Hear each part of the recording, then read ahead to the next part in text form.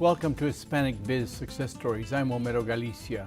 We interview successful Hispanic business owners to learn from them their story, why they built the business, how they built the business, and what obstacles they overcome, in the hopes that you find these stories enjoyable and interesting.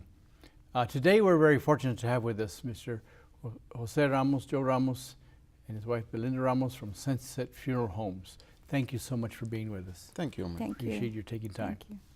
Mr. Ramos, what is Sunset Funeral Homes? Sunset Funeral Home is a family-owned business that was started in 1989 and to present, and right now we have a total of 4 locations here in El Paso.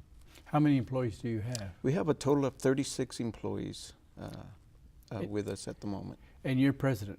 I am president, and my wife is vice president of the corporation. And Belinda, right? Correct. What do you do as vice president? Well, I'm also involved in the funeral business aspect of it.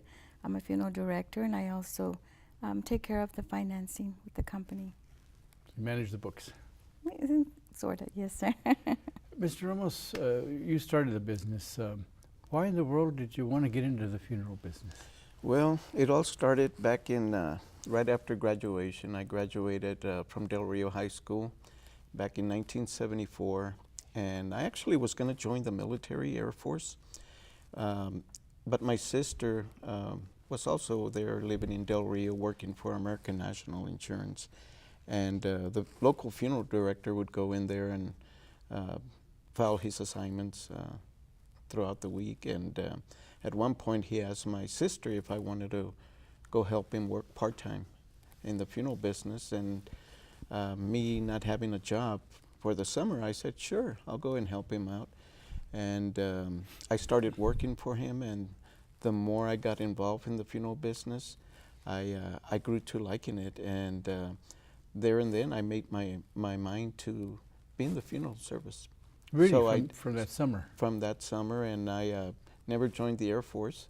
So I really got involved in the funeral business and dedicated my whole life to it. Right out of high school? Right out of high school. I was 17 years old. Wow. You're from Del Rio? I was born and raised in Del Rio, Texas, and so was my wife. And you met in Del Rio then? We did, yes, sir. And did you go to the same high school? Actually, we did, but not at the same time. Okay, okay. And is Del Rio like El Paso? I would say yes, on a bigger scale. Del Rio, back in the day, it was probably the population was 35 to 40,000. But comparing Del Rio to El Paso, for me, being that it's also a border town, to me it was pretty much the same as Del Rio on a bigger scale. You know, the people are friendly, and I love the environment here, and we just grew into it. Our kids grew into it, coming up from Del Rio. You know, they grew up here and went to school here, and we all kind of loved El Paso. We grew to loving El Paso. So did you start your business here in El Paso or in Del Rio? No, we actually started it here in El Paso. We moved up here in 1988, and we started construction then and opened the first business in 1989 of February. And your children, were they born in Del Rio or here? They were actually born in Del Rio. My son was 4 when we moved here, and my daughter was 7 when we moved here. So it wasn't a traumatic move? No, it wasn't. It was a great time to move. Good. So let me ask about your background. Growing up in Del Rio, what did your father, Mr. Ramos, do? My father was a civil service employee at Laughlin Air Force Base. He actually was an auto mechanic, and right after work, coming home, my dad had a 6-car garage next to our home, and he would be working there pretty much every day, even during the weekends.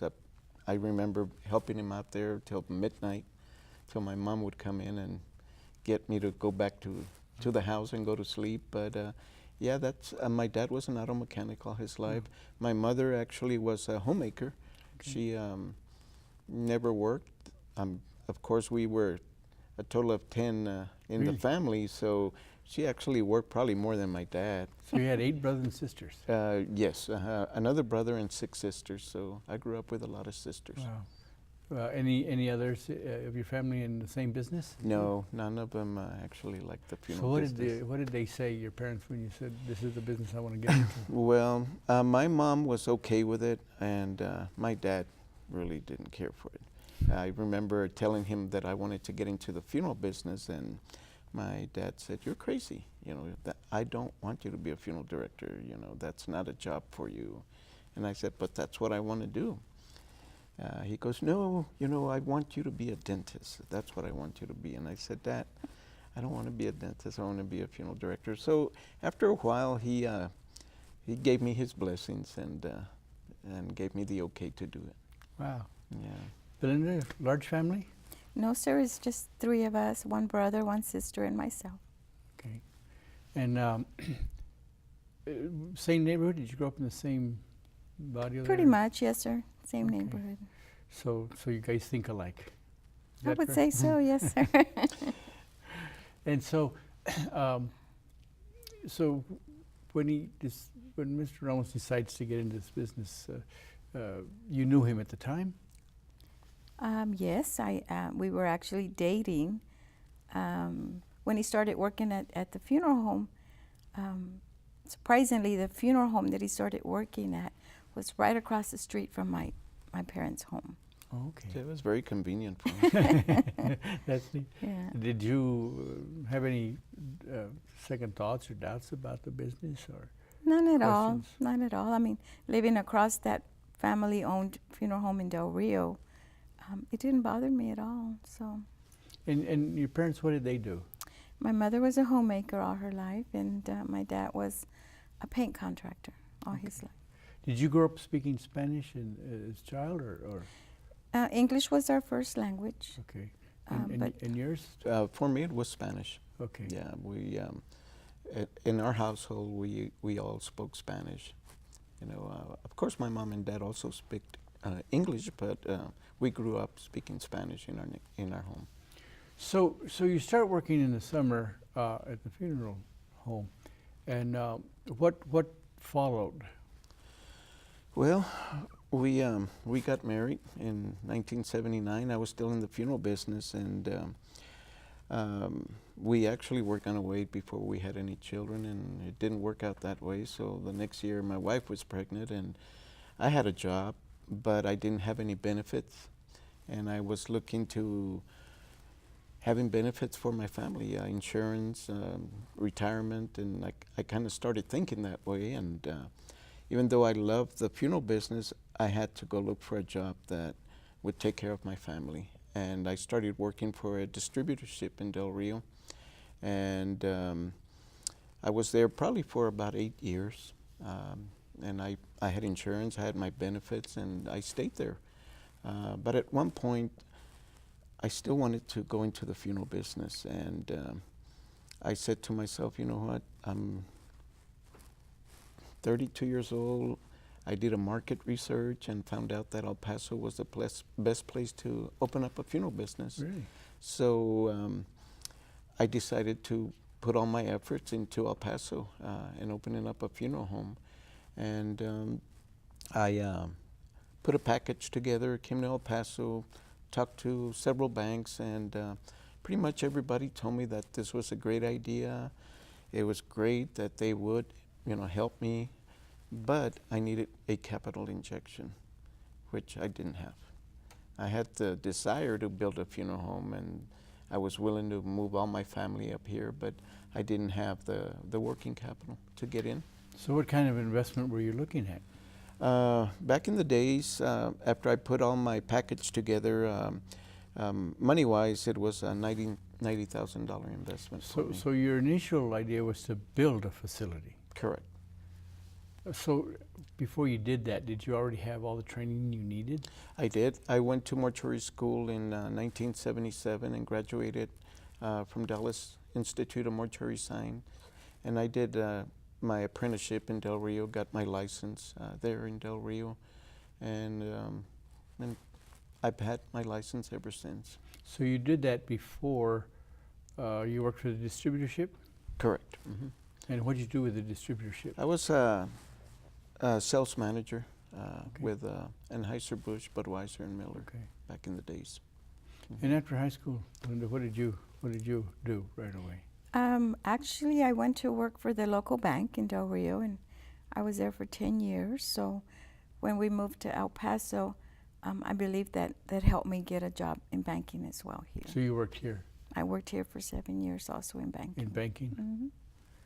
and so after you get your well, you had your license, you did the distributorship for Budweiser. Yes. And you still have this hunger to open a funeral business. Correct. Is that something that was must have been deep inside for you to keep pursuing that? It was, Homero. I always had that feeling that I wanted to open up a funeral home, and what happened to me was very spiritual. I was working, going to a different city with Anheuser-Busch, and during that time I was driving down Highway 90, and believe it or not, I had this feeling to stop and pray. And I was on the in the Highway 90, and I said, you know what? I'm not going to stop and pray. You know, why am I going to do that? Well, I kept going, and this feeling got stronger and stronger for me. So at one point, I had to pull over, and I prayed, and then I felt so relaxed, and I started moving forward. And I remember passing this little creek, and there and then, I said, this is what I want to do. I want to open up a funeral home. It just came very clear. Very clear, very Did you grow very up in a spiritual. religious home? Yes, oh yes. My mom was very religious all the way to her passing at 95 years. There at her home, she had an altar, and of course she would have all the kids' pictures there, and family and grandkids, and every morning there was a blessing for everybody. And every evening, the same thing, a blessing. So yeah, we grew up very spiritual. And your dad too? My dad as well, yes.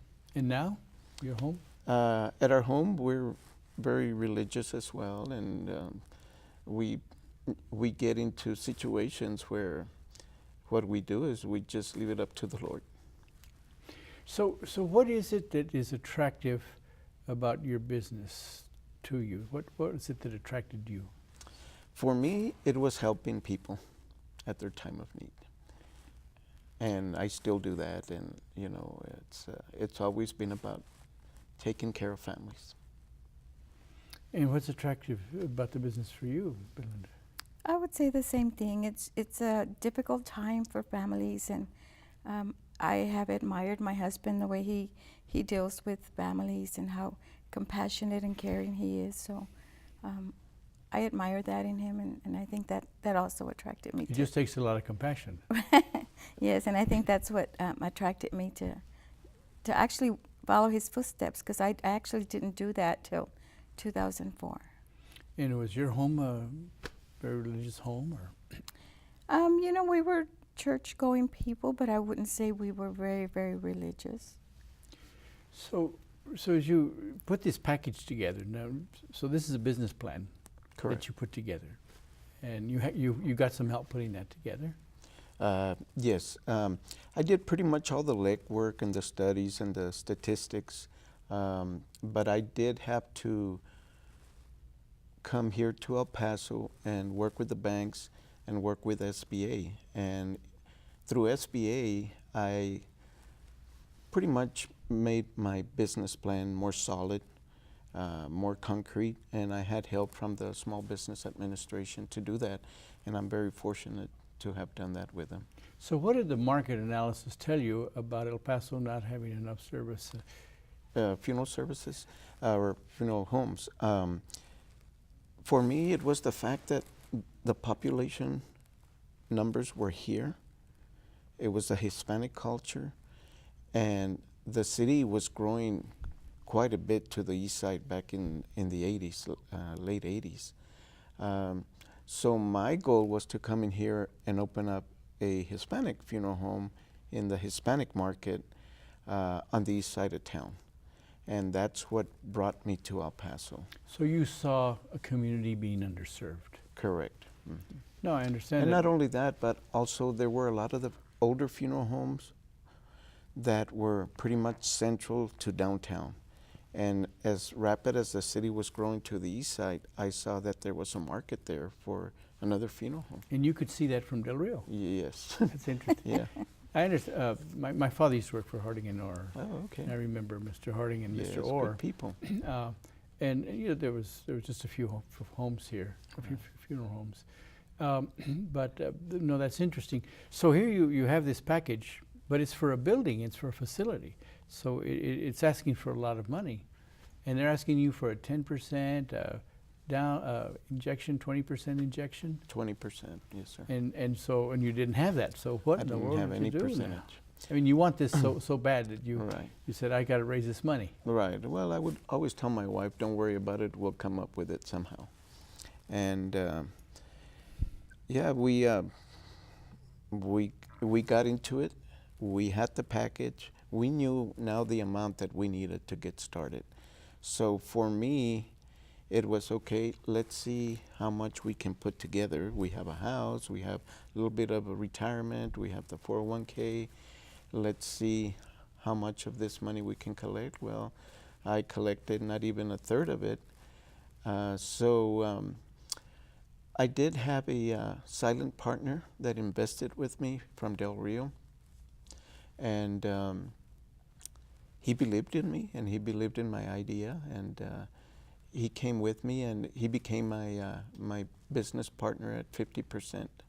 Wow. And at one point, me and him were owners of Sunset Funeral Home. But now I own all 4 funeral homes in El Paso, Texas. What was his name? His name was Rudy Robles Sr.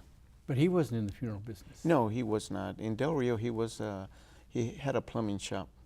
And he just made an investment with me to help me get started, and I'm very grateful for it. Did he stay in plumbing in Del Rio? Or He did till he passed away. Okay, okay. So he didn't take an active part. He was No, he did not take an active part at all. Okay. No. And what developed in that relationship? We had a very understandable relationship between me and him. He was my silent partner, and that worked very well till his day of passing. Then I went ahead and bought out his shares, and now I am in control of Sunset How long ago Funeral. did he pass? He passed away in 2006 or 1. You know, I don't remember. I thought it was more like maybe 2005. It's been Okay. several years. It's been, Yeah, yeah, at you know least, what it yeah. is? Okay. It was Okay. 2005, Homer. So you now, Belinda, you didn't get into the business right away. No, sir, I didn't. And part of that also was the fact that this was something new that we had no idea if this was going to work for us. And so we had little ones we had to provide for. And so I had to have a job that would bring me or bring us, you know, a steady paycheck. So I continued in the banking business, you know, just to make sure that this was going to be something that we could rely on as far as income. And your children, what are their names? We have a daughter, Melinda, and our son, Michael. Our son is involved in the funeral business. Our daughter is a math professor at the college with EPCC. Oh, she teaches here at the community college. Yes, sir. And how old are they now? Our daughter just turned 38, and our son is 35. Fantastic. So what finally brought you into the business? Well, being that our children at that time had already grown and had finished college, I'm sorry, not college, high school, I found myself at you know, needing a change. The banks were going through a lot of changes at the time, and I just felt like I needed a change. So my husband actually persuaded me to go into the business and get my degree and get the certification that I needed. So I did. So what bank did you work at? Here in Del Rio, in Del Rio it was Del Rio Bank and Trust. Here in El Paso it was SunWest. downtown? No, actually, they had a branch on Lee Trevino. Okay, okay. And then you went to school after that then and got certification. What certifications was that? For funeral director. Okay. There is a certification for that. Yes, sir, you do have to have a. Did you do that here or did you have to go out of No, town? it was through Amarillo Okay. Mortuary College. Okay. And is that a 2-year program or 1-year program? It was 2 years with apprenticeship also. Okay. So what does a funeral director do? Funeral director actually is the one that meets with the grieving families, guides them with their decision, makes sure that the services are planned out.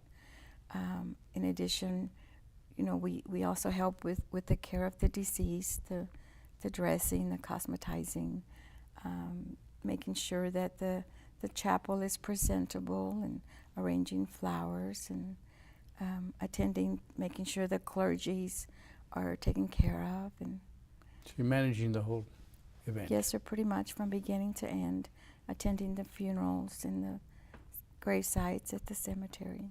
Mm-hmm. Ms. Ramos, you have more, you get more involved though. You're, I mean, you did more than just directing funeral. You were also had other certifications? Well, yes, I do have my funeral director's embalmer, so I was pretty much involved in embalming our cases there at the funeral home.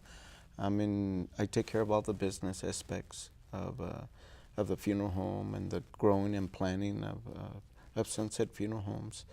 Right now we're in the process of opening up a crematory as well here in El Paso, and we'll hopefully get it done before the end of the year this year to serve our community and our families as well, make it easier for everybody.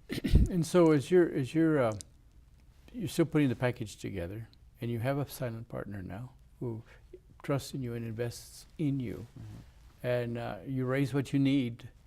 So you go back to the bank or SBA? I went back to the bank that I felt comfortable with, and told them that, you know, this is what I have now. They said, great, let's do it. So we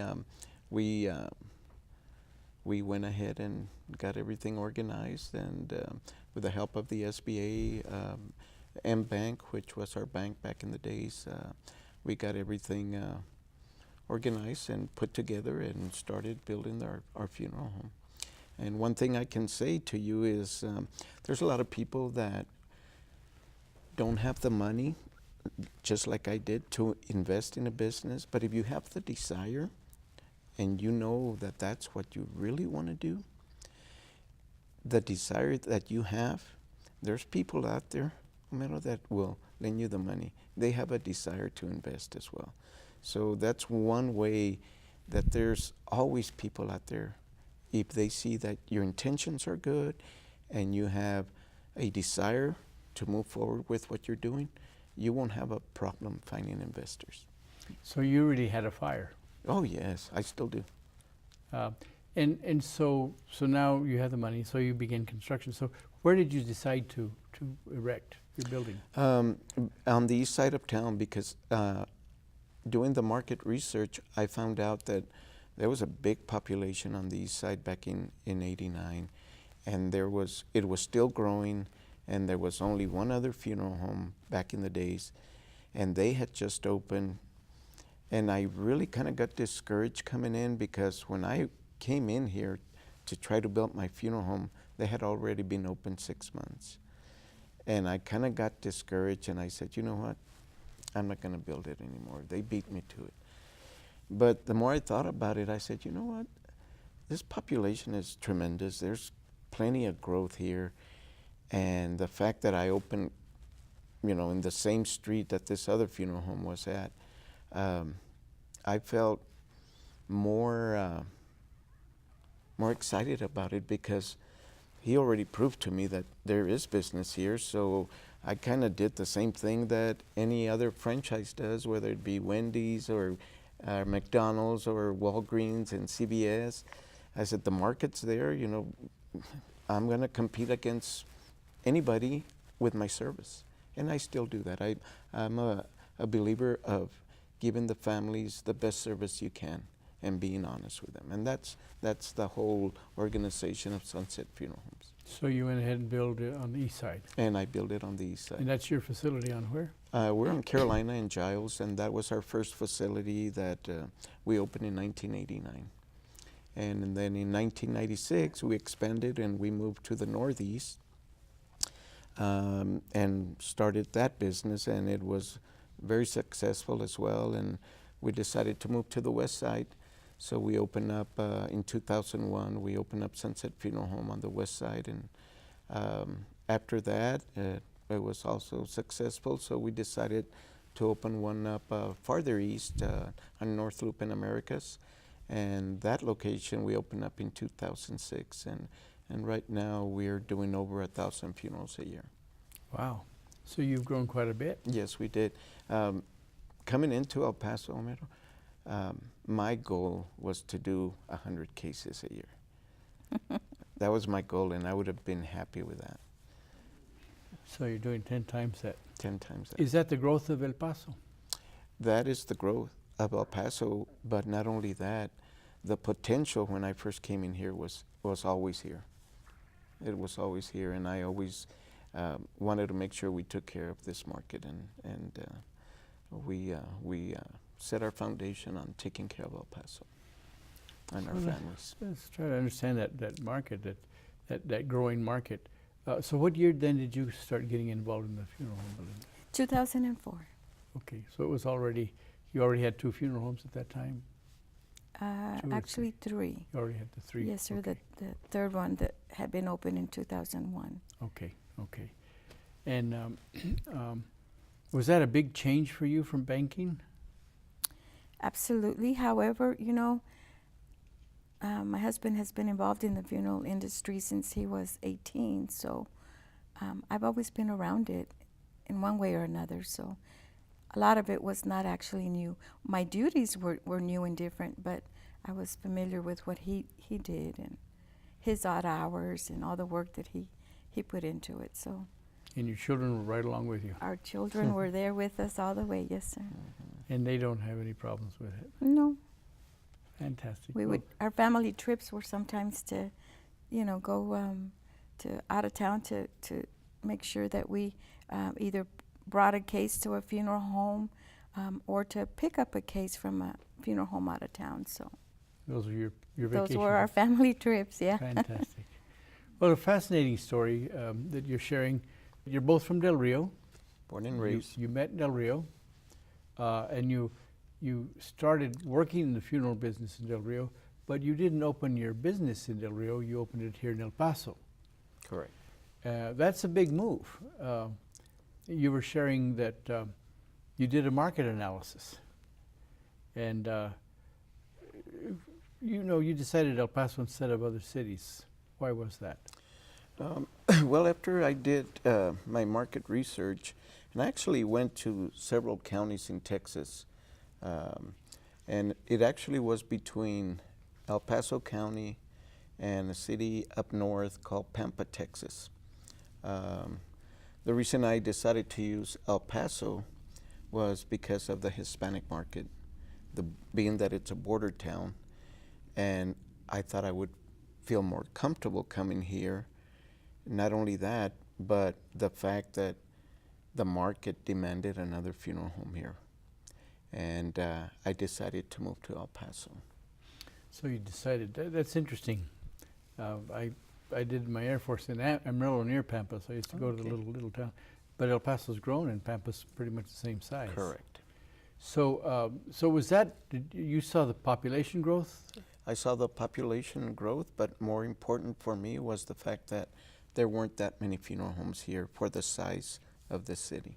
So is there a certain number of funeral homes per number of residents? No, the way I based it, Homero, was the fact that it was a humongous city for me coming from Del Rio, from a population of 30 to 35, and back in 80, 89, it was close to 500,000.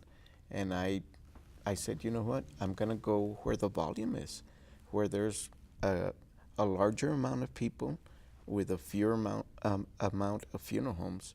And that was my choice of coming here to El Paso. Now, your children were born in Del Rio before you opened the home. Yes, both of them were. And you were working in banking? Correct. And when you were young in Del Rio, I remember Del Rio, San Felipe Del Rio. There were two communities. They were a pretty divided community. Very true. Did you grow up knowing that Del Rio was a divided community? Yes, sir, we did. We had San Felipe was one section of Del Rio, and then the other section was called Del Rio, Chihuahua. So in a way, there was a lot of, what do you call that? Discrimination. Discrimination between Hispanics and Anglos. And that's the kind of environment we grew up. So when I started doing my market research and I started coming to El Paso, I noticed that that didn't seem to exist here, you know. So I kind of felt very comfortable here, and just the fact that I was bringing my kids when they were 4 and 7 years old to a city like this, I really was happy for that because I couldn't see it here. But in Del Rio, even probably if you go now, it still exists. Where here in El Paso, I'm so comfortable here. So what schools did your children go to here? We actually lived on the east side, so they went to the Socorro Independent School District schools. In high school? Montwood High School. They both graduated from Montwood. So they didn't grow up with that division the way you saw it? No, sir, and I think that was a wonderful thing for them. So you were comfortable? Very much, yes. We Well, still are. So was that more of a natural move? I would say yes. And so when you opened your funeral home, SBA helped you, and you had mentioned M-Bank. Were there any obstacles that you ran into in building your first facility? Pretty much. Every day was an obstacle. You would just have to figure out what needed to be done and get it done because, I mean, from day one, you know, just trying to move to El Paso and build a funeral home was a challenge. You know, it's never easy. I mean, it's always going to be work, and you just got to make it work for you the way you want it to work. And for me, coming over here, having, I would say, the perfect business plan, the fact that the market, there was a tremendous market for another funeral home, I think all that played a big part in me being comfortable here and weighing out the differences between making the business successful and it failing. I never had that feeling of failure in the business. And when I opened up the funeral home, the obstacles that came around, I mean, were constant. I mean, that is business. Every day it's a challenge for you, and for me that was inspiring. I wanted a challenge. I wanted to see how I could make it work. Like I said, from putting the business plan together, trying to get money, finding the builder, you know, working with the builder, trying to get the building done, and the city planning department. I mean, it's never easy. There's always obstacles in business, but you just have to feel comfortable that things are going to get better. So how old were you when you started? I was 32, 30 years ago.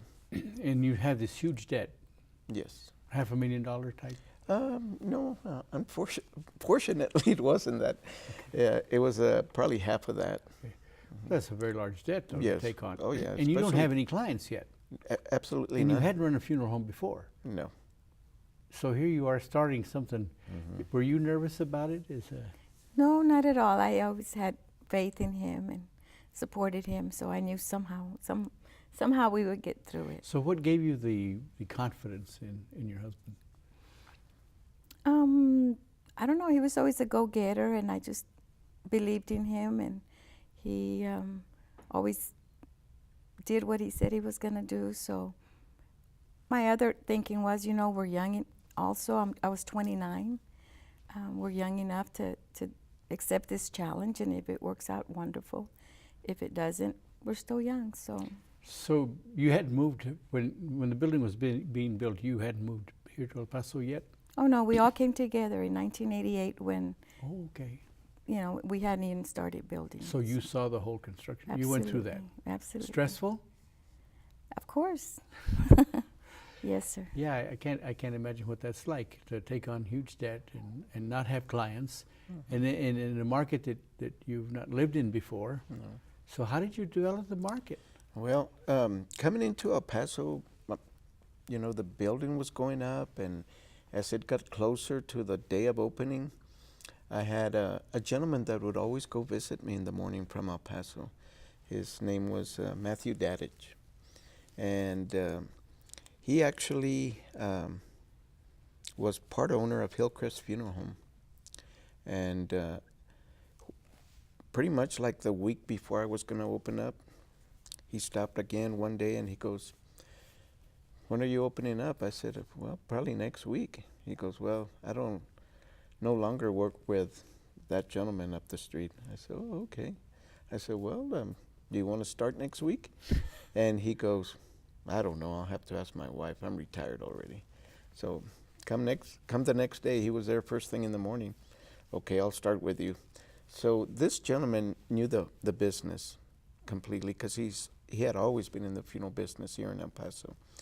And because of him, I learned the ropes of the funeral business here in El Paso and how to operate and where the hospitals were. And he was military, he was a colonel, and he helped me with the military contract, which we had for pretty much ever. And he's the one that helped me grow. He knew a lot of people in El Paso, and he helped bring me a lot of business. We put together a program where we were selling pre-arrangements for the future, and you know, word got out, and we were providing a good service. We had a nice facility, so we were more economical, and we still are more economical than a lot of the funeral homes here in town. And we provided a great service, and you know, word by mouth got out, and we grew that way. So your projections, you had so many, so many. I don't know what Services services. So many services per month, per year. per year. And your first year was Well, my first year, I wanted to do 100 cases, and I didn't meet that goal. I was 4 cases short of it. So I did 96 funerals my first year. So I was pretty comfortable with the number. And of course, starting out, it was difficult. I was working pretty much 24/7 forever. And somehow it worked for us. You know, I made it work, and from one year to the next, we hit over 100 and then kept growing. At one point, I was doing over 400 cases out of that one location, which was a lot of work for one funeral home. What does it mean to work 24 hours? And what does it mean for the home? What does it mean for you? For me, it was getting up early, going to work, making arrangements, working visitations.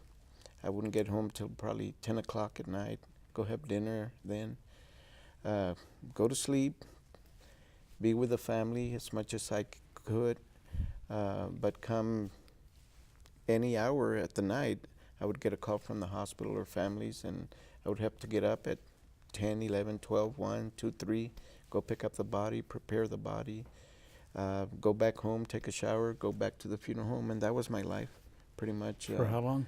For many, many years, many years. So how do you raise a family with that? You know, I would have to say that was one of the obstacles, being that we had no family in El Paso to rely on to help us as far as taking care of our children when they got sick. So it was difficult for me, but we found a way. I found people to help me care for them in our home as opposed to child care outside the home. So that is how we managed, and just try to enjoy our time whenever you know, my husband was home with us. Because you were working full time too. I was, but I was lucky enough to be working at a bank that had great hours, you know, 8 to 4 typically, off on the weekends. So I got to spend time with the children at home. So was there stress because of the work hours or the stress of the business? I don't believe that the work hours were the stressful part. Would you talk business at that time to each other? Oh yeah, we did that throughout our venture, and you know we still do that. You know, we have our support. I have my support of my wife, which means a lot to me, and I think we're a great team together. So when did you decide to expand to a second facility? When the business had grown quite a bit, and back in 1995, when we decided to open in the Northeast, the market was there as well in the Northeast. That I saw the opportunity there coming into El Paso. But my first goal was to open it on the east side. After we started growing, we moved to the Northeast. There was also just one funeral home in the Northeast back then. So we saw that there was a market for it. So we went to the Northeast and opened up our second location in 1996. So now to finance that, what was that like? Well, the financing, by then it was not that difficult. You know, we grew, we had a successful business. I created an insurance agency through the funeral home that I was running through the Texas Department of Banking, where we would be selling pre-arrangements. And I grew that business, and an insurance company saw my growth and they wanted to purchase my pre-arrangements. So I sold that, and with that money I opened up the Northeast location. So out of pocket, we didn't have any money coming out of pocket anymore. Wow. So you financed your growth. We financed it through our pre-arrangement department. So at that time, Belinda, were you managing the books or kind of directing? No, sir. Actually, I didn't get involved till 2004, so Okay. I was still in banking at the time. How did you manage all those numbers? Well, I actually would pretty much work at night to work out the numbers for the pre-arrangement Texas Department of Banking, and I had to do that on the 15th and 30th. So it wasn't uncommon for me to be there at the funeral home at 2 in the morning working on books, and staying there after 8 in the morning and working in the funeral business again. So let me ask you, now you have four facilities. Correct. And you have a new project coming on. Yes, sir. Okay, so you have the east side, the northeast, then your third, The West. the west side, which is where? We're on Wrestler in Orizaba. And what year did you open? We've been there since 2001, and we did the same thing, building that West Side location. I built up the pre-arrangement department again, and it just got out of hand for me. It was too much work, and I figured it was either going to be the funeral business that I was going to work with or the pre-need business, and I favored the funeral business, so I sold my pre-arrangements again. And I had this company, FDLIC, out of Abilene, take over my pre-arrangement department, and we're still with them, and still growing with them. Great company to work with. So did you see a market growing on the west side? Yes, we did. Or is that an underserved market? No, there was a market there, and it was underserved as well. Was it largely Hispanic that you were serving there, or had your market expanded? By this time now, at the east side, the northeast and west, there's no such thing as Hispanics or Anglos anymore for us. We build a reputation, and people go to our facilities because of that. And then you opened a fourth. And we opened the fourth. Which is which one? That would be the one on North Loop and Americas. And why? What need did you see there? Well, there was no other funeral home in that area, and that's the lower part of I-10, and the fact that there were older neighborhoods as well, and we serve San Elizario, Clint, Socorro, all that area, being that we're pretty central. So what's the value of having a funeral facility in a neighborhood? For me, I like the fact that we're family owned, and when we build our facilities, people really like the fact that they're in a neighborhood that it looks like a house. They come in, it doesn't look like a business. It makes them feel comfortable that it's a family owned business and with a family owned and respected service that we provide for them. So now your children are growing up, and they're growing up in the business, and so they finish high school. What do they do then? Our son decides to go to mortuary school on his own, so he does that, and our daughter's always wanted to teach, so she attends UTEP here. And she got a degree in math, or? Yes, sir. She has her master's in math. And so she teaches here Correct. at the community college. Right. So she's fulfilled her. She has fulfilled her ambition. And your son, so he goes to mortuary school and learns the whole trade. Correct. And gets his certifications, and then comes back and works in the business. Yes, sir. And what does he do now? He is actually managing one of our managers for our locations. And do you work in one location or in several yourself? I pretty much stay on the east side. I actually work more closely with my son. Okay. My son and I in the same office. So you both manage the east side? No, actually he manages, and I take care of the financing and funeral directing. So, Mr. Ramos, what is your role now? My role now is I stay pretty active with pretty much all of the funeral homes, and I pretty much go and visit all the funeral homes every day. Make sure that they're all managing well and running well, and making any major decisions that I need to. I still make arrangements with families. I still meet with families. I still go out on funerals. But the majority of my time is spent managing the businesses, making sure that they run properly. And so now you're sole owner. So We're sole owners. It's a big step. Yeah. So now, for me, it kind of gave me more motivation now to move forward and grow with the business. And so what's your next step of growth? well, my next step right now is we're building a crematorium, and we should have it done before the end of the year. And this will be a blessing for us and easier for our families as well. So we'll have everything in-house. In the future, I would like to build more funeral homes. What's a crematorium? A crematorium would be where the bodies are getting cremated.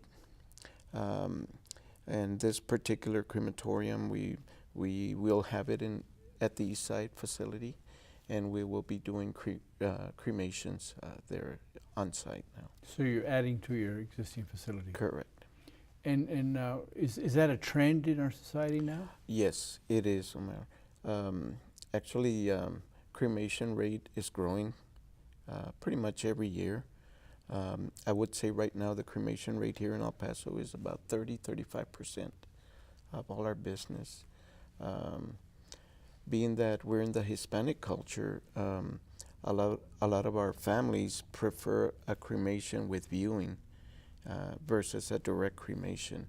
So we would have a complete service at the facilities, taking the body to the church, having the visitation, and after the service is concluded, we usually bring the body back and then have the body cremated afterwards. Let me ask a question that's different, but before, if you have that kind of a plan, do you embalm before cremation for viewing? I would say 99% of the time we do. Anyway, okay. Yeah, because families request that. Now in Mexico, the custom is much Different. There's no embalm. Is it? Very few. I think it's growing now more than ever, but the custom is totally different in Mexico. From what I hear, it's you pass away today, you have visitation today, and you get buried tomorrow. Like Very it's pretty quick. And why is that? I really don't know. I mean, I think their customs are different. Here in the States, you know, families want to have more of a personalization service with whether it be your loved one, mom or dad, son or daughter. But more and more, we see more personalization going to the funerals. It's planned. It's an event. It's a celebration of life, and I think we do that well here, and we do exactly what the family wants, and they really want that time to spend, to grieve, have their families and friends come in and be with them at their time of need. So, Belinda, what is the message that you give families when they have to go through this and you're providing service? My message to them is, I know this is a hard time, but I want them to feel that we are taking care of their loved one. It's a very difficult time, especially, the child is involved, to hand over your child to a total stranger. But my message to them is, we know what you're going through. We've gone through losses ourselves. So just trust in us, and we will help you. What trends do you see? Do you see changes in family attitudes? I do. The young people, for example, are more into very much so into the social media. So they're, looking for information on the internet for funeral services. So technology, I think, has also played a part in where we need to go in the future as well. So is the industry changing? Oh, definitely. Definitely, like my wife was saying, with social media being out there and the millenniums coming out, it's not more so mom and dad taking care of the funeral anymore. It's more the son, the daughter, the millenniums. They're the ones that are pretty much not following tradition anymore. They're wanting a good service, a good price, and something that they feel comfortable with. Somebody that they can go and talk to and feel comfortable with. And as far as changing, I would say the social media has really played a part, not only in the funeral business, but in every aspect of our lives. So has your business growth fulfilled your dream? As you've grown your business, has it really taken you where you want to go? Yeah, it really has. Did But I have more dreams, so I'm ready to keep going. You have more dreams. Yes. And you know what those dreams are. Yes. And you're all excited about that. That's Yes. fascinating. And So the fact that we have our son, my wife, my nephew's here as well. Oh, okay. And he's a licensed funeral director in Balmer, manager of the Northeast location. So it's pretty much all family, Homero. And I couldn't be in a better situation. So you've really built a family business. Not only your immediate family, but also your extended family. Yes. But you're part of El Paso community. So how has El Paso been to you? Been welcoming? El Paso's been a great community for us. We love it. People are wonderful, and couldn't have asked for a better place. Do you go back to Del Rio often? We do. We have family back in Del Rio still, yes, sir. Yeah. And of course they know that you have your business here. Yes, they do. Well, that's a fascinating story. What message would you have for people out there that think about getting into business? For me, like I was saying earlier, Romero, it would be, if you have a dream and if you have good intentions, no matter what business you go into, even though you don't have any money, there's always people that are going to believe in you if you're sincere and are willing to help you. I know that. I'm a living proof of that. Well, you started with an idea. You liked it. You had a dream. You put a business plan together, and you had to build a facility before you ever started business, and you had to raise the capital. Now you're self-funded. Now you own four funeral homes. Why the name Sunset? Sunset, you're going to have to ask my wife. Why? Well, I actually, believe it or not, when we first got married in '79, I had a vision. I had a dream that my husband owned a funeral home, And in my vision, in my dream, the name of the funeral home was Sunset Funeral Home. In your dream. Back in 1979, before we even You had were the name. considering doing what we're doing now. So Fascinating. Any reason for that? I have no idea why, Fantastic. but just like my husband had a spiritual moment, I think that Yeah. might have been the same for Well, me. it's interesting talking about sunsets. Mhm. Fascinating. Well, I appreciate you sharing your story. It's fascinating. Very nice to meet you, and good That's to see awesome. a working family building a business here in El Thank you. Paso, and the extended family that you have taking care of the business. Appreciate your story very much, and we trust you viewers have enjoyed the story of Sunset Funeral Homes. Thank you for watching. Have a good day. Thank you so much. Thank you. Thank you.